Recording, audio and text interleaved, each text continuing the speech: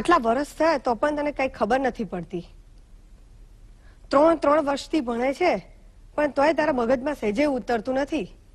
સાવ બાઘા જેવું છે અને તું પણ સાવ બાઘા જેવી જ છે. ભણવામાં ધ્યાન આપ્યું હોય તો ખબર પડે ને.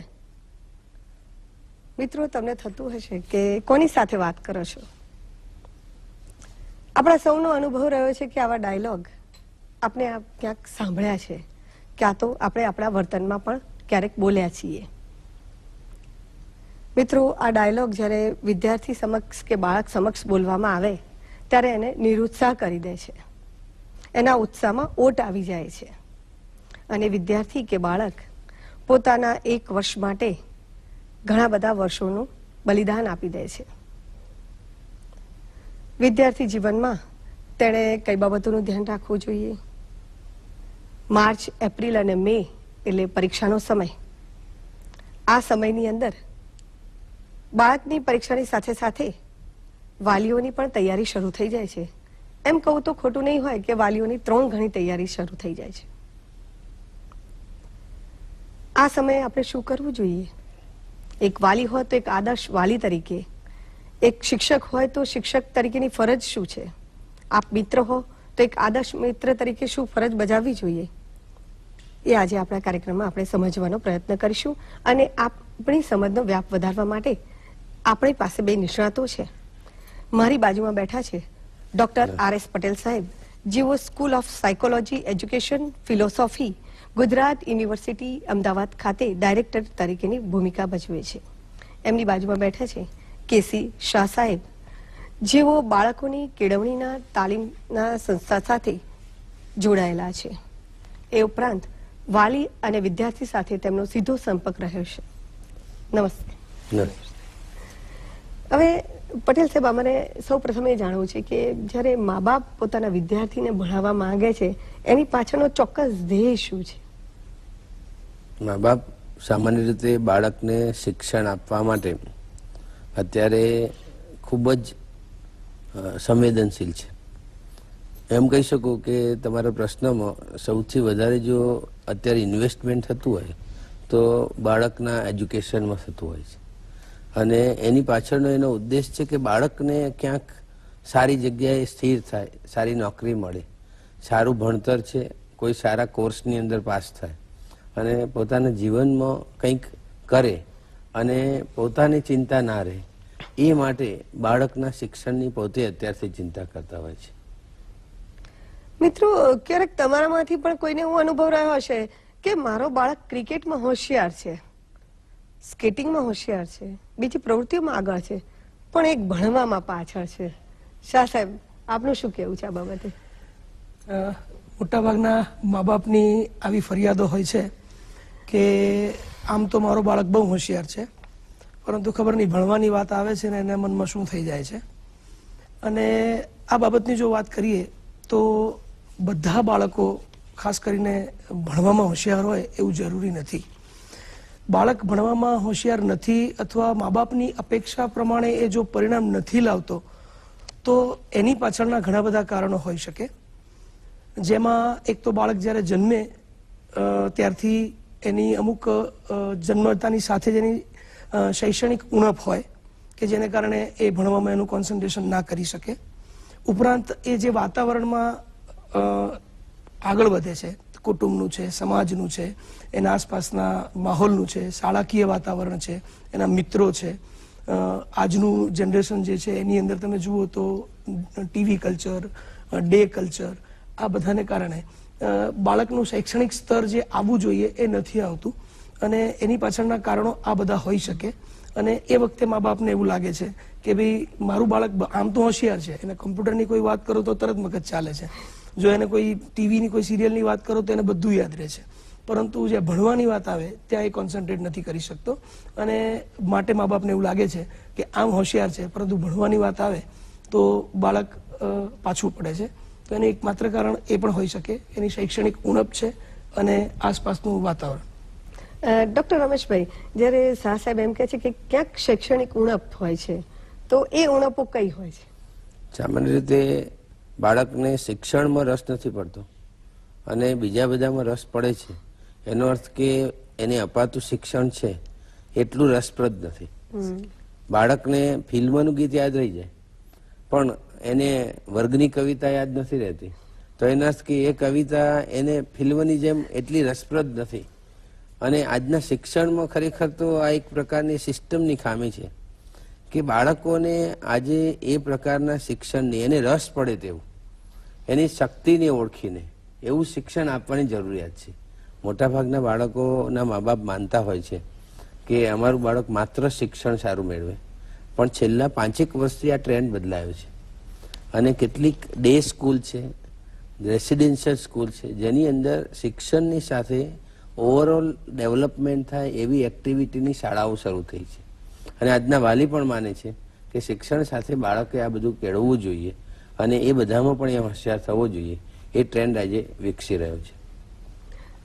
કનુભાઈ, હવે અમને વાત કરી કે ડે કેર કે રેસિડેન્શિયલ સ્કૂલો, એટલે એટલું બધું શિક્ષણ પાછળ આપણે પડી ગયા છે કે મારું બાળક અભ્યાસની સાથે જે બીજી પ્રવૃત્તિઓ સાથે જે શાળા જોડાયેલી છે એમાં પણ જોડાવવું જોઈએ. એવું નથી લાગતું કે આપણે બાળક પાસેથી વધારે અપેક્ષાઓ રાખી રહ્યા છીએ? અત્યારે જો વાત કરીએ તો સૌથી મોટો પ્રોબ્લેમ જો કંઈ હોય ને તો એ જ છે કે બાળકો પાસેથી મા બાપની વધુ પડતી રખાતી અપેક્ષાઓ.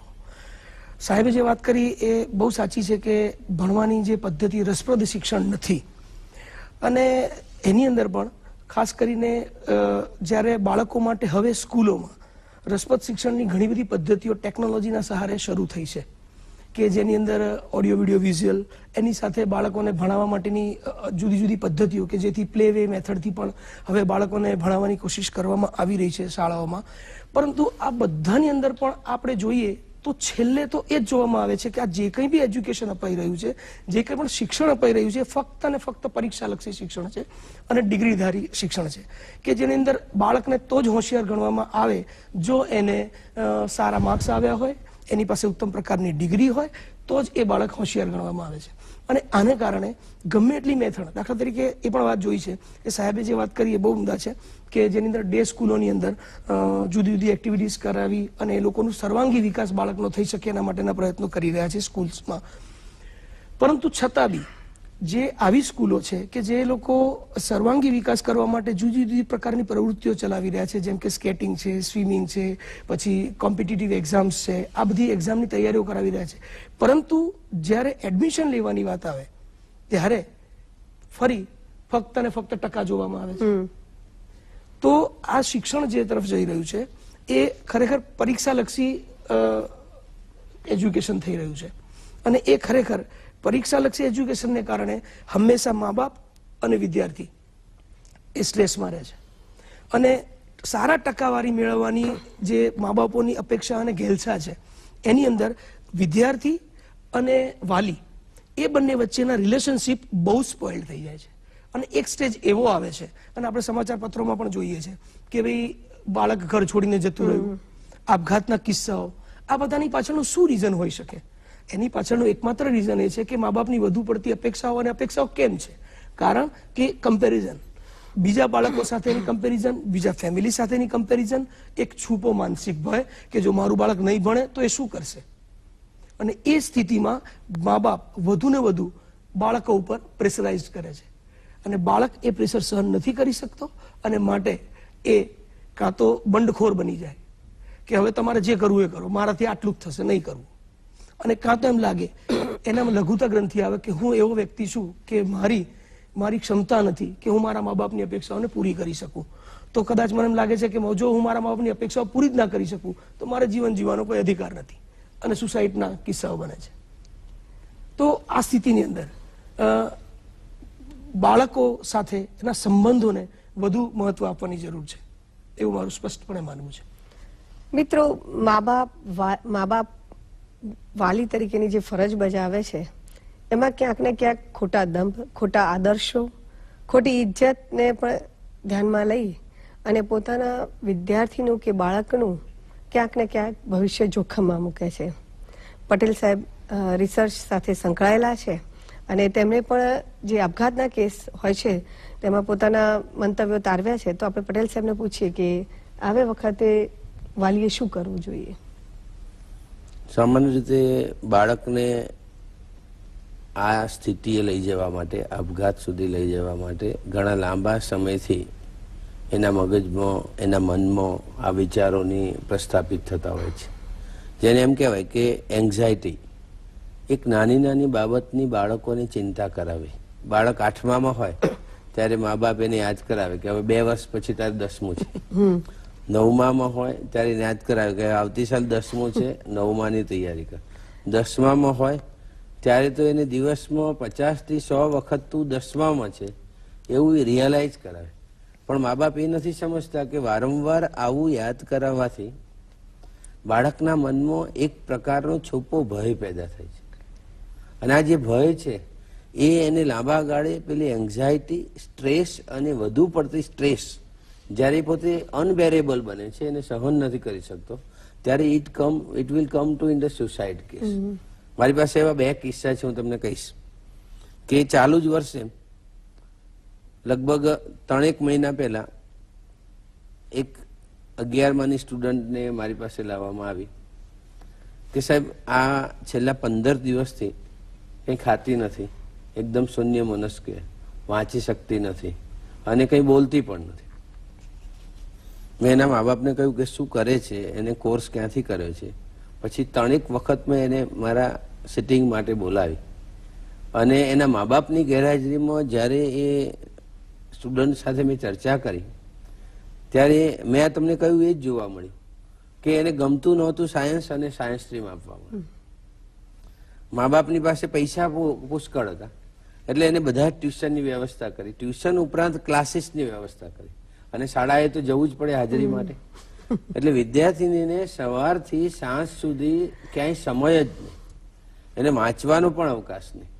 અને હું તમને બીજી રીતે કહું કે દરેક બાળક જન્મે છે ત્યારે એની મેન્ટલ એબિલિટી અને પોટેન્શિયલ એબિલિટી જન્મજાત હોય છે, એને મા બાપમાંથી વારસામાં મળી હોય છે. આપણે એમ કહી શકીએ કે એને કુવામાં હોય, હવાડામાં. હવે મા બાપ પોતે પોતાના શિક્ષણમાં પોતે જ્યારે 10મા કે 12મામાં હતા અને એમને પરિસ્થિતિ અને એના પર્સન્ટેજ શું હતા એના કરતા પોતે નથી મેળવી શક્યા એ બધી અપેક્ષાઓ પેલા બાળકો પર રાખે છે. પોતે મેડિકલમાં નથી જઈ શક્યા, એમને 53% હતા, પણ બાળકને 93% લાવવા છે. કારણ કે મેન્ટલ એબિલિટી 93%ની નથી, જન્મજાત એની જે ક્ષમતાઓ છે એ ક્ષમતાઓનો વિકાસ થવા દો. હા, એવું બની શકે કે બાળકને એક વિષયમાં ઓછી ક્ષમતા છે, ઓછો રસ છે, પણ એ બાળક બીજા વિષયમાં એક્સેલન્ટ પણ હોઈ શકે. જે બાળક ગણિતની અંદર નબળો છે, ભૌતિક શાસ્ત્ર એને નથી આવડતું, વિજ્ઞાન નથી આવડતું, પણ આર્ટનો એ માસ્ટર હોઈ શકે, એ ઉત્તમ કલાકાર હોઈ શકે, એક સારો સ્ટેજનો કલાકાર બની શકે, એવું બની શકે. એટલે એની પાસે કોઈ એક પોટેન્શિયલ એબિલિટી હોય છે, પણ આપણે એને ઓળખી શકતા નથી. અને એના કારણે શું થાય છે કે પરીક્ષાનું પરિણામ છે એને નર્વસ બનાવી દે છે, બાળકને સતત ટોકો. આ બાળક માટે પણ એવું થયું કે એના પછી મેં એની સાથે વાત કરી કે તારી અપેક્ષા શું છે, પપ્પા મને આટલા પર્સન્ટેજ લાવવાનું છોડી દે તો કે હું રિલેક્સ થઈને વાંચી શકું. પછી મેં મા બાપની સાથે સેટિંગ કર્યું કે તમે તમારી અપેક્ષાઓ છોડી દો, એને જે પર્સન્ટેજ આવે આવવા દો. મેં એમને એક સૂત્ર આપેલું કે 35% ઉપર જેટલા પર્સન્ટેજ લાવે એ મારો પ્રોફિટ, એવું તમારે વારંવાર એની સામે બોલવાનું. એટલે પાસિંગ ઉપરના જેટલા આવે એ મા બાપનો પ્રોફિટ છે. તમે નહીં માનો, 15-20 દિવસ પછી એ મંદે મા બાપ આવ્યા કે સાહેબ એનામાં આખો ફેરફાર આવી ગયો છે અને પોતે એની રીતે સરસ કામ કરી શકે છે. કારણ કે એમને આગ્રહો અને મા બાપની જે દુરાગ્રહો હતા છોડી દીધા કે તારે 90% લાવવાના છે. મેં એમને સૂત્ર આપ્યું કે ગમે તેટલા ટકા લાવે, એની પાસે જે રસ હશે, જે દિશામાં એને જવું હશે એને જશે. માત્ર આ પર્સન્ટેજ એની જિંદગી નથી, કારણ કે એ જિંદગીથી સાવ એને ગુમાવી બેસો એના કરતાં એને એની દિશામાં એની રીતે ભણવા દો. બીજી રીતે હું તમને કહું તો આપણે ઘણી વખત આપણા ભારતીય સંસ્કૃતિમાં તો તુલસીનો છોડ વાવીએ છીએ. તુલસીનો છોડ વાવ્યા પછી આપણે ક્યારેય એના પાંદડાને આગળ ઉભા રહીને રોજ એક મોટું થાય, બીજું પાંદડું થાય એનો પ્રયત્ન નથી કરતા, કુદરતી રીતે વિકસવા દઈએ છીએ. આપણા બાળકને છે ને આપણે ખર્ચા કરીએ છીએ, પછી શું થાય છે કે એ ખર્ચાનું વળતર મેળવવા માટે આપણે કહીએ એમ એનો વિકાસ કરવો જોઈએ. ના, એનો વિકાસ તો એના કુદરતી ક્રમમાં જ થવો જોઈએ. અને જો કુદરતી ક્રમમાં એનું માનસ વિકસવા દેશો, તમે એને વાતાવરણ પૂરું પાડો, એને સગવડતાઓ આપો, પણ એને વિકસવા માટેની તક છે ને એ તો કુદરતી ક્રમમાં આવી જોઈએ, તો જ એની આ પરિસ્થિતિમાંથી આપણે નિવારી શકીએ. જો દરેક મા બાપ આવું સમજે કે બાળકને એના કુદરતી ક્રમમાં વિકસવા દો, તો આપઘાતનો એક પણ કિસ્સો પણ એવું કહ્યું છે કે તમે બાળકોના માળી છો, કે એને એની રીતે વિકસવા દઈએ. હવે સાહેબ, હવે અહીંયા પૂછવાનું મન થાય છે કે ભણવું એટલે શું? ભણવું એટલે પરીક્ષા, ભણવું એટલે અભ્યાસક્રમ, કે ખાલી એમ જ કયા કરું ભણ ભણ? ક્યારેક વાલીને પણ ખ્યાલ નથી હોતો કે આ ભણવાનું કેમ કહે છે. કે અત્યારે જે રીતનું વાતાવરણ ઊભું થયું છે કે એજ્યુકેશન વિશે જે અત્યારે એક માહોલ ઊભો થઈ ગયો છે કે જેને એજ્યુકેશનમાં સમજણ પડે છે એ પણ એજ્યુકેશન વિશે બોલે છે, જેને ખ્યાલ નથી એ પણ એજ્યુકેશન જ બોલે છે. અને પરિણામ એક છે કે ભાઈ જે સાહેબે કહ્યું એમ કે ભાઈ જે પોતાના સપના પૂરા નથી કરી શક્યા એ બાળકોમાં નાખવાની કોશિશ, અને ભણાવવા માટેનો આગ્રહ નહીં પરંતુ દુરાગ્રહ કે ના તારે ભણવું જ પડે. અત્યારે મોટા ભાગના ગવર્મેન્ટ કર્મચારીઓના મા બાપ એ 10મા અને 12માના પોતાના બાળકો વિદ્યા બોર્ડમાં હોય તો 2-2 મહિનાની રજા લઈને એમની સાથે રહે છે. હેતુ એકમાત્ર એક, ભાઈ બરોબર ભણે અથવા સારા ટકા લઈ આવે જેથી સમાજમાં કે એટલીસ્ટ એને સારી જગ્યાએ એડમિશન મળે. આ બધા માટે સતત પ્રયત્નશીલ છે. ભણવાનો જો સાચો હેતુ ગણીએ ને તો એજ્યુકેશનનો પર્પઝ જે છે એ છે કે બાળકની અંદર સાહેબે કીધું ને કે જે એની વિકસવા દેવો જોઈએ, તો એજ્યુકેશનનો હેતુ એ છે કે એની અંદરની જે પડેલી ક્ષમતાઓને બહાર કાઢવી. અહીંયા આખી પ્રોસેસ ઊંધી ચાલે છે, ખરેખર બહારથી અંદર નાખવામાં આવે છે.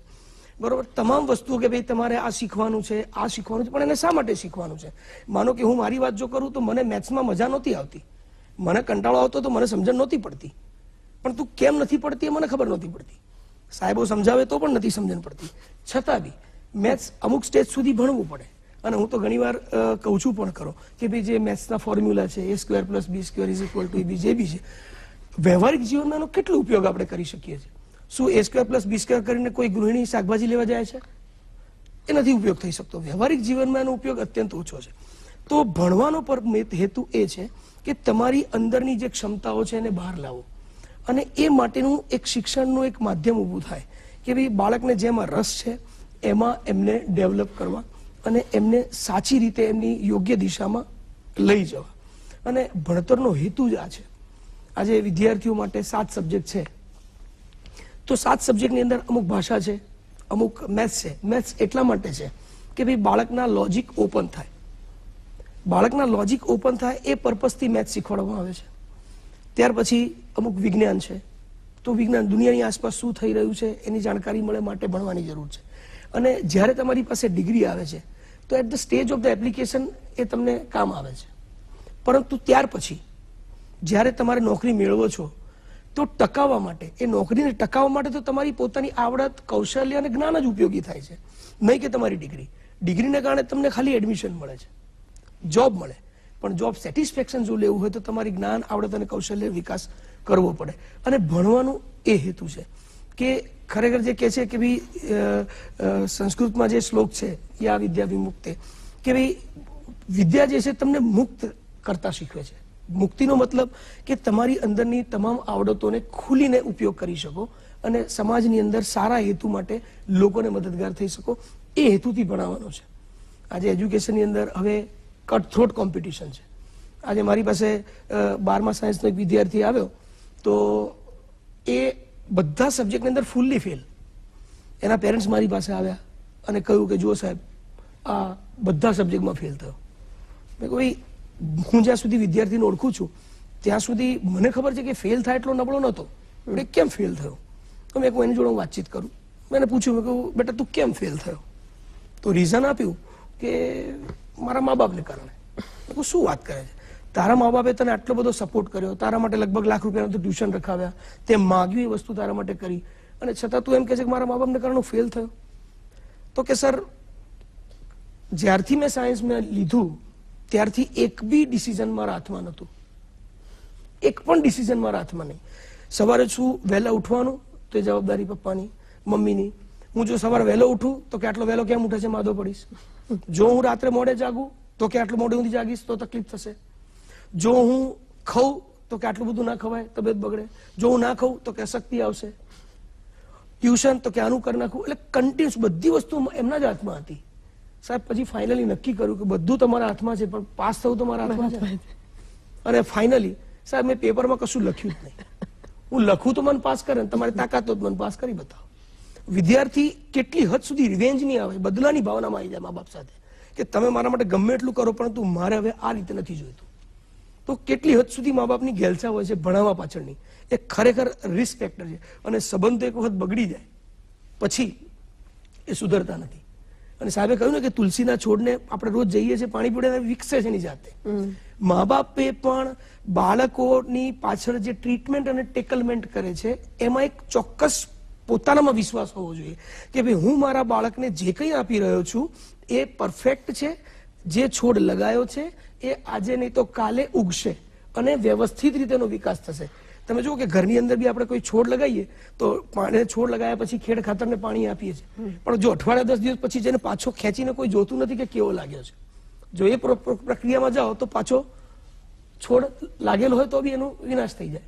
એમ મા બાપને પણ પોતાનામાં જ ઘણીવાર કોન્ફિડન્સ નથી હોતો રિગાર્ડિંગ ભણવા બાબતમાં, કે ભણાવવા બાબતમાં મારો બાળકને વ્યવસ્થિત ભણશે અથવા નહીં ભણે તો ચલો કંઈ નહીં, એની ક્ષમતા છે એ પ્રમાણે આગળ વધીને કંઈક કરી શકશે. પરંતુ મા બાપને ભણાવવું અને આ જ રસ્તે ભણાવીને જ એને કંઈક આગળ બનાવવું છે. અને એને કારણે ભણવાની આખી વ્યાખ્યા બદલાઈ ગઈ છે. એટલે મારી દ્રષ્ટિએ તો એ છે કે ભણવાનો મતલબ જ એ છે કે એની અંદર જે ક્ષમતાઓ છે એને બહાર કાઢવું. ભણવું એટલે નોટો ચિતરવી, પ્રોજેક્ટ બનાવવા, લેસન કરવું, હોમવર્ક કરવું, પરીક્ષાઓ આપવી, આ બધી વસ્તુને જો ભણવું કહેવાય તો એ તો મોનોટોનસ થઈ ગયું કે બધાની પદ્ધતિ છે, બધા જ આ કરે છે અને બધા જ ભણાવે છે. ક્લાસની અંદર જ્યારે ટીચર ભણાવે ત્યારે એની અંદર ટીચર કોઈ કચાશ નથી રાખતા, છતાં એક જ ક્લાસરૂમમાંથી એક ડોક્ટર બને, એક એન્જિનિયર બને, એક પ્યુન બને, એક બીજું ખોટા રસ્તે જતો રહે. તો કેમ એવું થાય છે? જો ભણાવવાની મેથડ બધાને સેમ એપ્લાય થઈ રહી છે તો પછી આમાં વર્ગો કેમ જુદા પડે છે? કારણ કે બધા માટેની તકલીફો જુદી છે પણ ઉપચાર બધાને કોમન આપવામાં આવે છે. એક નાનકડી વાત કરું કે જેલની અંદર જે લોકો ખૂની છે અથવા જે લોકોને 302 ની કલમ સાથે જેલમાં મૂકવામાં આવ્યા છે, બરોબર, તો બધા માટે ખૂની માટેની જેલ આ, પણ દરેકનો ખૂન કરવાનો મોટિવ જુદો છે પણ સજા બધાની એક જ છે. પેલાએ વેલ પ્લાન મર્ડર કર્યું છે, પેલાએ કંઈક જુદી રીતે કર્યું છે, પેલા એક્સાઇટમેન્ટમાં કર્યું છે. તો દરેકના મોટિવ જુદા છે છતાં સજા એક છે. પરંતુ આ તો શિક્ષણની વાત છે, એમાં ન હોવું જોઈએ.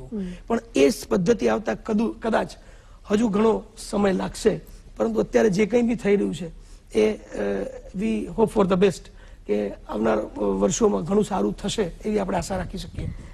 સાહેબ આપનું શું કહેવું છે? આપણી સાથે સહમત છો? હું પૂર્તતા કરું કે શિક્ષણ એટલે માત્ર નોકરી માટેનું નહીં, કારણ કે 1999માં યુનેસ્કોએ એક 146 દેશોની કોન્ફરન્સ ભરેલી, જેમાં ડૉક્ટર કરણસિંહ આપણે ત્યાંથી ઇન્ડિયામાંથી ગયેલા.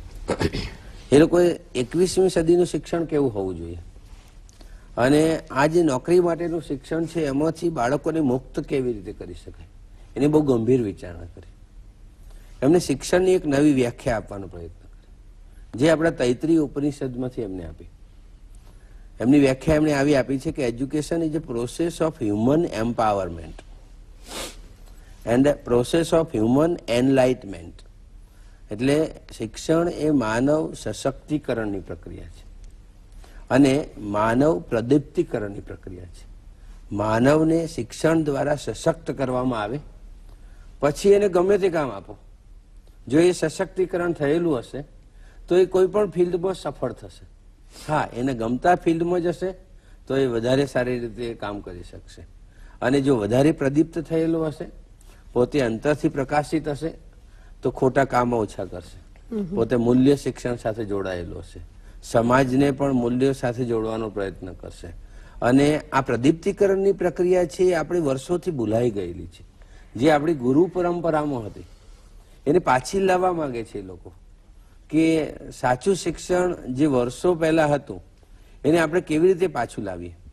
શિક્ષણની પ્રક્રિયા વર્ષો સુધી મિકેનિકલ થઈ છે અને આ મિકેનિકલ પ્રોસેસ છે એમાંથી બહાર આવવા માટે શિક્ષણને આપણે આ સશક્તિકરણની પ્રક્રિયામાં લઈ જાય તો જ સાચું શિક્ષણ બાળકને મળ્યું કહેવાય. પાઠ્યપુસ્તકોનું શિક્ષણ છે એ માત્ર એની સશક્તિકરણ પ્રક્રિયાનો એક ભાગ છે. પુસ્તકો એક માત્ર એનો ટૂલ છે અને એ માત્ર એક સાધન છે, સાધ્ય નથી. સાધ્ય તો એની સશક્તિકરણ પ્રક્રિયા છે અને એને શિક્ષણ આપણે કહીશું. મિત્રો, શિક્ષણ, અભ્યાસ, કેળવણી આ બધા શબ્દોને આપણે જિંદગીમાં વણી લીધા છે. ક્યાંક આપણે આપણા બાળક કે વિદ્યાર્થીને ની ફરજમાં આપણે ક્યાંક ચૂકતા તો નથી ને? આપણું યુવાધન વેડફાઈ તો જતું નથી ને? ચાલો આજે જ આપણે એક નિર્ણય કરીએ અને આપણે વિદ્યાર્થી કે બાળકને સમજવાનો પ્રયત્ન કરીશું. મિત્રો, આપ સૌ વતી આ બંને મહાનુભાવોનો આભાર માનું છું.